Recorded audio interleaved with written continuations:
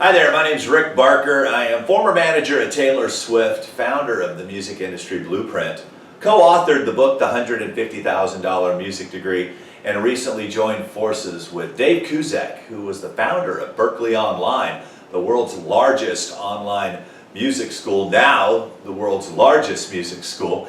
And him and I have come together and created the new Artist Blueprint, and this is part of my how-to series. Today we're going to talk about how to get a publishing deal and a little bit about a publishing deal. I think before you can learn how to get it, you might as well learn what it is first and maybe some of the do's and don'ts in wanting to secure this publishing deal. So a publishing deal is where you partner up with someone who's going to take your music and they're going to go do everything they can to get it heard, and they're going to do this for ownership, part ownership or full ownership of the copyright of your song. So what they're going to say is, listen, Rick, I'm going to sign you to a publishing deal, and until you've paid us all the money back, we're going to own the rights to these songs.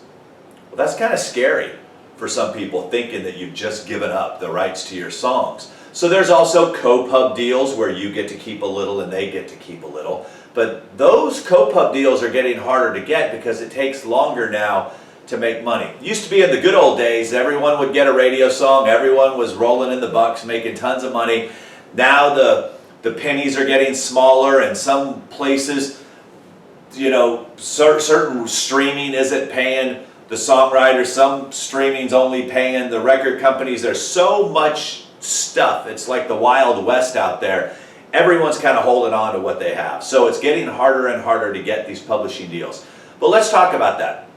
What are the pros of having a publishing deal? The pros are, it's hard to be a full-time writer if you don't have any income coming in. So a publishing company can give you a draw.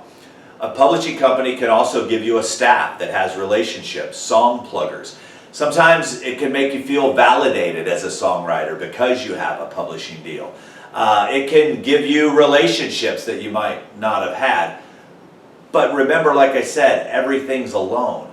That's the cons, is that you're responsible for everything that they give you. They will hold on to the ownerships of your songs until they get paid back, if ever. So you may never get that song back, which means you may be out of a publishing deal and you don't have the right to do whatever you want with that song that you wrote. The difference between the publishing contract and the record contract is the record contract is not a loan. It's recoupable against your income, but if they were to drop you, you're not responsible for that. They have nothing to hold on to. They can't hold on to you. The publishing companies, they can hold on to your copyrights. Also, too, the con sometimes of being in a publishing deal is you're not the only writer. So they may be giving all the attention to the hot writer right now. They may be giving the relationships to the hot writer. Just because you're signed to a publishing company doesn't necessarily mean that they're going to be working on your behalf, depending on the number of writers that they have. Also, too, is there's a timetable. They would like to be paid back as soon as possible.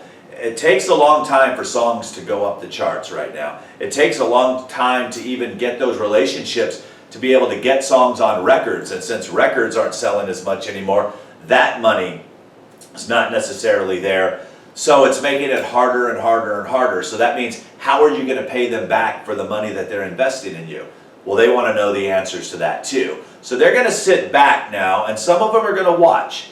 They're going to wait, and they're going to say, okay, when's the right time for a publishing deal in their minds? They're going to say, when you're signing to a major record deal and you're getting ready to release a song. They feel then, hey, we've got a pretty good shot of getting one of our songs on the record. We can make our money back there, especially if you're a songwriter. They may wait to see if you've had any success in selling it yourself. Or a lot of people now are coming up, there's a lot of independent artists getting their songs placed in television and film on their own right now by using outside admin companies or song pluggers. So you may come in and say, hey, I own 100% of the copyright on this song and it's going to be featured in the Hunger Games. They'll write you a check versus what might come in because they're going to take a percentage of that. Some people are doing it that way. The bottom line is they want to know if they're going to make their money back on you. Now there's two types of publishing deals that are typical. One is the artist publishing deal. That's where you're the artist, you write all your songs, They're going to set you up with co-writers. They're going to kind of mold you and develop you. There's a lot of more development now going on the publishing side than there is on the record label side. So that's the artist deal. They're going to groom you to be an artist because they want the majority of the cuts off that record. So that's the artist deal.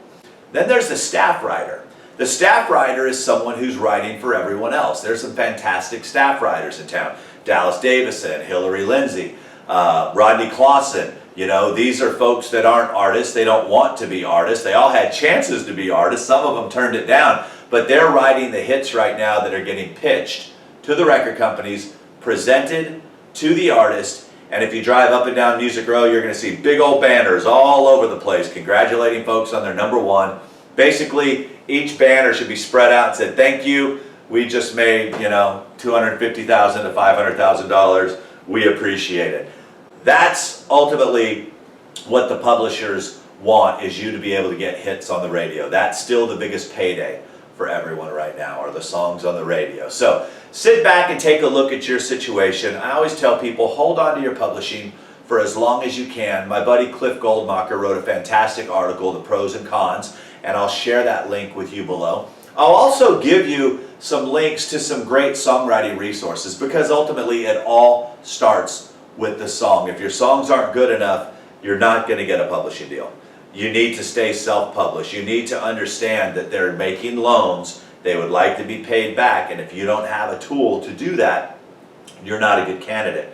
I can't tell you the number of people that come to town and say, yeah, I just think I'll get a publishing deal first. Well, good luck. Let me know how that works out for you.